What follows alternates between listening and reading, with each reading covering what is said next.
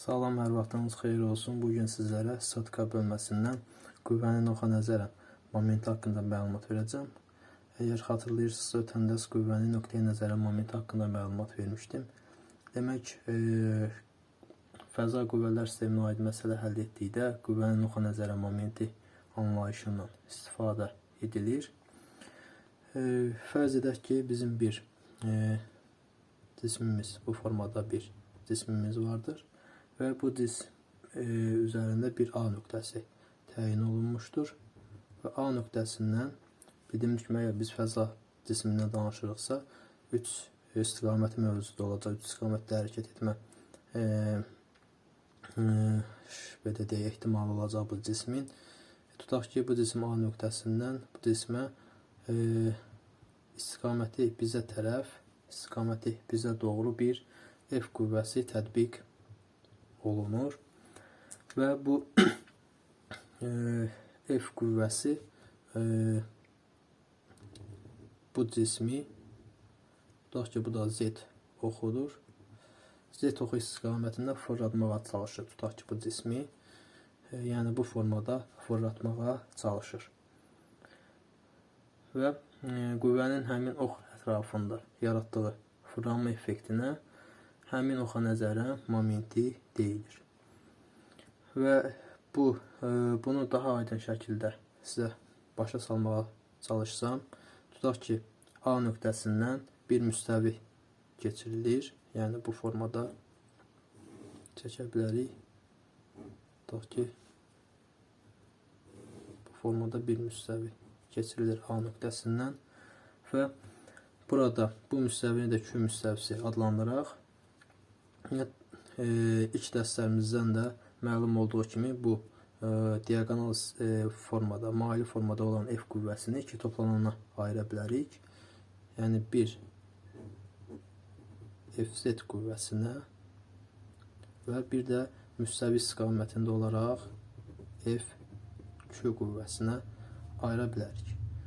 Və bu qüvvələri də paralleloqram qaydası ilə əgər toplamaq istəsək,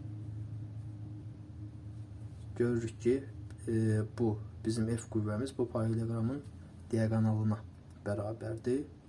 Və burada biz Z-in başlanğıc nöqtəsini O nöqtəsi olaraq qeyd edək. Və burada artıq görəcək ki, toplanan qüvvəmiz yaranıb. FZ və FQ qüvvəsi. Hər birinin Z oxuna nəzərən momentini alsaq, birinci baxsaq FZ qüvvəsinə, deməli, moment kiçik M hərfi ilə işarə olunur. Onun indeksində hansı nöqtəyə və ya da hansı oxa görə moment alınırsa o qeyd olunur. Z oxuna görə alınırsa MZ yazırıq. Bərabərdir. Nəyə? FZ vurulsun qola hasili. Və görürük ki, burada FZ qüvvəsi Z oxuna paraleldir. Əgər FZ qüvvəsi Z oxuna paraleldirsə, bu zaman həmin qüvvənin Z oxuna nəzərən momenti hər zaman sıfıra bərabər olur. Yəni, qısacası belə deyə bilərik ki, əgər qüvvənin istiqaməti ilə oxun istiqaməti, nəzərdə tutulmuş oxun istiqaməti eynidirsə, eyni istiqamətdədirsə, yəni qüvvə seçilmiş oxa paraleldirsə, o zaman həmin qüvvənin seçilmiş oxa nəzərən momenti sıfıra bərabər olmuş olur. İndi isə bizim toplanan qüvvələrdən biri olan FQ qüvvəsinə baxaq. FQ qüvvəsinə görə FQ qüvvəsindən Z oxuna görə moment alsaq, yenə kiçik M hərfi Z bərabərdir FQ vurulsun məsafə H. H da burada hansı olacaq? Biz demək FQ qüvvəsinin təsir xətti boyunca uzadırıq. Müstəvi üzrə uzanır, bilirik. Bu da Z oxudur. Z oxunun başlanğıcından həmin FQ qüvvəsinin təsir xəttinə uzadılmış perpendikulyar bizim H-ımız olacaq. Və beləliklə MZ nəyə bərabər oldu? FQ vurulsun H-a. Və bu F qüvvəsi də o zaman necə tapa bilərik? MZ bərabərdir MZF qüvvəsinə görə MZ bərabərdir MZF2 qüvvəsinə görə. Düzdürmü? Artıq bizim bir toplanan qüvvəmiz sıfıra bərabər olduğu üçün demək biz əslində bizim MZF momentimiz bərabər olmalıdır MZFZ plus MZF2 qüvvəsinə. Biz bu ifadəni sıfır tapdığımız üçün bizim artıq burada qalır ki MZF momentimiz bərabərdir MZF2 momentimizə və bu da bərabərdir F2 vurulsun H-a. Beləliklə qüvvənin oxa nəzərən momenti anlayışı bu deməkdir və qüvvənin oxa nəzərən momenti skalyar kəmiyyətdir. Onun həmin oxa perpendikulyar müstəvi üzərindəki proyeksiyasının bu müstəvi ilə oxla kəsişmə nöqtəsinə nəzərən momentinə bərabərdir. Yəni deyə bilərik ki, yekun olaraq biz təyin etdik ki, nöqtənin, daha doğrusu qüvvənin oxa nəzərən momenti standart olaraq MZF bərabərdir F vurulsun H-a bərabərdir.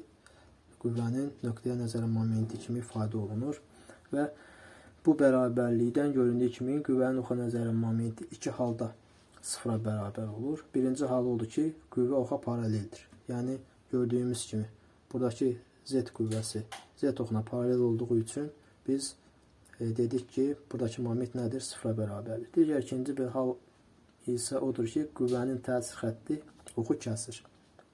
Yəni qüvvənin təsir xətti əgər seçilmiş oxu kəsirsə, bu zaman həmin qüvvənin həmin oxa nəzərən momenti də yenə sıfıra bərabər olmuş olur. Demək, ola bilər ki, sizə sual yarana bilər ki, bu F2 qüvvəsinin təsir xətti bu Z qüvvəsini bir nöqtədə kəsir. Lakin biz bu məsələyə fəza olaraq baxırıq, müstəvi olaraq baxmırıq. Bu F2 qüvvəsi Y istiqamətindədir. Y istiqamətindədir. Bu isə olsun X istiqaməti. Bu da Z istiqamətidir. Yəni, qısacası F2 qüvvəsi Y istiqamətində olduğu üçün F2 qüvvəsinin təsir xəttini nə qədər uzadırıqsa uzadaq, Z xəttini heç bir nöqtədə kəsməyəcək. Yəni, qısacası bu iki xüsus halı birləşdirsək deyə bilərik ki, qüvvə ilə ox bir müstəvi üzərində olarsa, qüvvənin oxa nəzərən momenti sıfıra bərabər olur. Yəni, gərək qüvvə seçilmiş oxu ilə eyni müstəvi üzərində olmasın. Yəni, qüvvə Z oxu istiqamətindədirsə, həmin qüvvənin momenti sıfırdır Z oxuna görə. Qüvvə Y oxu istiqamətindədirsə, Y oxuna nəzərən momenti sıfırdır. Qüvvə X oxu istiqamətindədirsə, X oxuna nəzərən momenti sıfırdır. Yəni, gərək qüvvə ilə seçilmiş ox bir müstəvi üzərində yerləşməsin. Və eyni zamanda qüvvələr sisteminin oxa nəzərən baş momenti də mövcuddur. Demək ki, qüvvələr sisteminin oxa nəzərən baş momenti dedikdə bu sistemi təşkil edən ayrı-ayrı qüvvələrin həmin oxa nəzərən momentlərinin cəmi nəzərdə tutulur. Yəni, bilirik ki, baş momenti böyük M hərfi ilə işarə edirik. O zaman tutaq ki, bizim bir cismimiz mövcuddur və bu cisimdə bir X xəttini, X oxunu qeyd edək. Bu olsun, daha doğrusu Z oxunu qeyd edək, bu olsun Z oxu və o cisimə qüvvələr sistemi təsir göstərir. Tutaq ki, F1, F2, F3 və F4 qüvvələr sistemi təsir göstərir. Bu qüvvələr sistemində olan qüvvələrin hər birinin Z oxuna nəzərən momentlərinin cəmi bizə baş momenti verir. Yəni, M Z bərabərdir sigma kiçik M Z F qüvvələrinin hər biri, yəni FI-yə formada yazılır.